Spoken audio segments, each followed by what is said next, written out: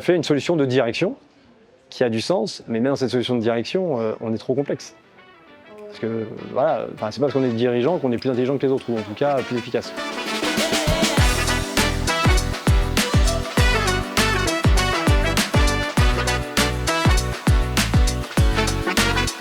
Je m'appelle Étienne Lamiran, j'ai 40 ans et voilà maintenant 6 ans que je travaille pour le groupe Cabesto. Je suis directeur régional et directeur de la communication. Je vais avoir l'animation des magasins physiques et du pôle internet, ainsi que de toute la communication intégrée au groupe Cabesto.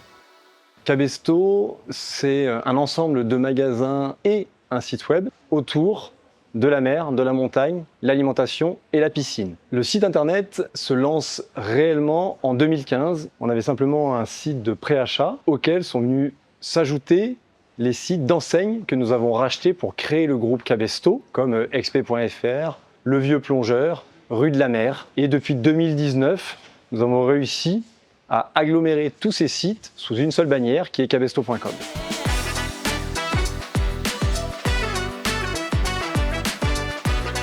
Déjà, ce qui était difficile, c'était qu'avant qu'on n'ait qu'un seul site internet, cabesto.com, on avait 5 entreprises avec 5 sites internet et 5 méthodes de travail différentes. Donc, elles avaient toutes pour base souvent Excel, mais l'utilisaient elles-mêmes différemment.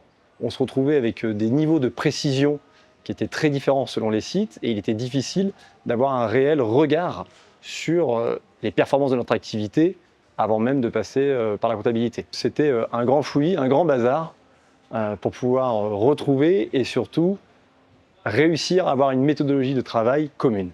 À l'époque, la création d'un fichier de pilotage ou de budget, c'était l'accumulation de plusieurs petites tâches faites par plusieurs personnes sur des temps variés. Je pense que ça serait un demi-équivalent temps complet. Parce que il fallait mettre des vérifications multiples, voir si toutes les cellules, toutes les matrices étaient bonnes, voir si tous les fichiers arrivaient à bien se compiler. C'était pas simplement un établissement sur un seul fichier, c'était la multitude d'établissements sur une multitude de fichiers où il fallait contrôler, être sûr qu'il n'y ait pas un défaut de formule qui pouvait faire dérailler toute la machine.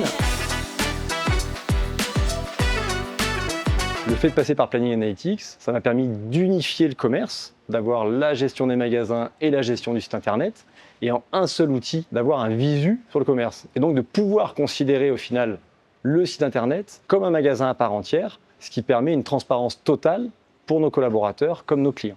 Planning Analytics a permis aussi de renforcer toute la culture de pilotage de nos directeurs, là où ils étaient face à un outil à remplir des cases et à ne pas forcément voir les correspondances et les actions que cela a engendré. Ça leur permet vraiment de mettre en correspondance leur pilotage de chiffre d'affaires face à leurs frais et d'avoir sur un seul outil cette gestion de frais par rapport à ce qu'eux-mêmes étaient capables d'engranger par leurs chiffres et leurs marges évidemment. La solution de Planning Analytics leur a permis de vraiment mesurer en temps réel et de voir directement les conséquences d'une variation de chiffres, d'une variation de marge. On a vraiment eu une aide ludique grâce à Planning Analytics.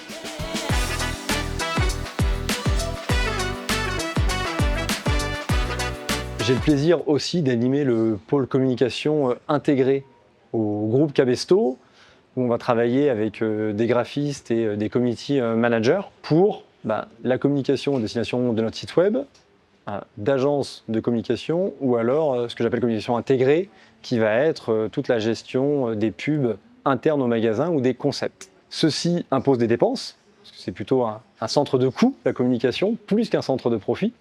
C'est un pari que l'on fait. Et du coup, Planning Analytics me permet de mieux mesurer ces coûts. Ça m'a permis d'avoir un visu, surtout intégré à chaque compte d'exploitation, de savoir combien Internet dépensait en communication, combien chaque magasin dépensait en communication. Et ça a permis d'avoir un véritable travail budgétaire là-dessus. Ça a été tout l'intérêt de Planning Analytics, c'est que via une évolution de chiffre d'affaires ou de marge, donc de ressources, j'ai pu venir mesurer concrètement les évolutions que j'apportais à la com. Est-ce que dans la tourmente, je voulais accélérer pour inverser la tendance, ou à l'inverse, ralentir? Est-ce que dans des moments plus fastes, je voulais soutenir cela en accélérant ou alors justement en ralentissant? Ça m'a permis d'avoir un visu beaucoup plus clair de ce que nous dépensions en communication, et ça a permis d'optimiser ces frais de communication Donc Planning Analytics au niveau 1 m'a permis d'avoir une meilleure visibilité. Quand la direction a amené l'outil, la première réponse a été favorable de la part de nos équipes parce qu'il y a toujours ce côté évidemment bienveillant et cœur de groupe. Donc nos équipes opérationnelles se sont dit, certes, au-dessus de nous, on nous amène un outil, c'est pour du positif. Derrière, c'est parce qu'il y a un travail de confiance et de proximité. On a la chance d'être plutôt en format PME au sein du groupe Cabesto, avec énormément de proximité entre le comité de direction et nos encadrants opérationnels dans les magasins. Et donc les équipes sont dans ce mental-là en se disant « Ok, on m'amène une solution, pas de problème, mais il y aura une évolution.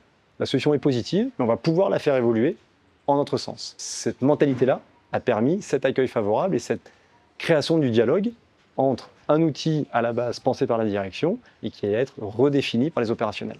Aujourd'hui, il y a eu un désintérêt. C'est pas un désamour, au contraire. Il y a une vraie affection sur l'outil. La solution à l'état actuel est encore un petit peu lourde dans sa gestion, dans le moyen de devoir parfois changer ligne à ligne certaines valeurs pour obtenir un résultat, plutôt que de pouvoir venir pondérer quelques résultats. Donc tous nos directeurs vont travailler évidemment pour leurs clients et la satisfaction client, eux, ils peuvent la mesurer au quotidien. Par contre, le résultat financier, parce que nous ne sommes pas des philanthropes, et aujourd'hui, ils veulent savoir si leur compte d'exploitation est rentable.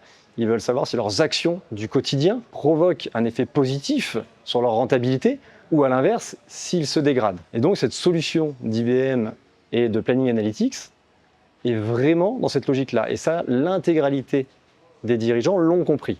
Ils ont compris que c'est un outil qui allait leur permettre de mieux mesurer leur performance, d'amener aussi beaucoup plus de données à la direction pour pouvoir prendre des décisions concrètes derrière. Donc le désamour, il n'est pas là. Il y a plutôt de l'impatience face à une solution définitive de l'outil.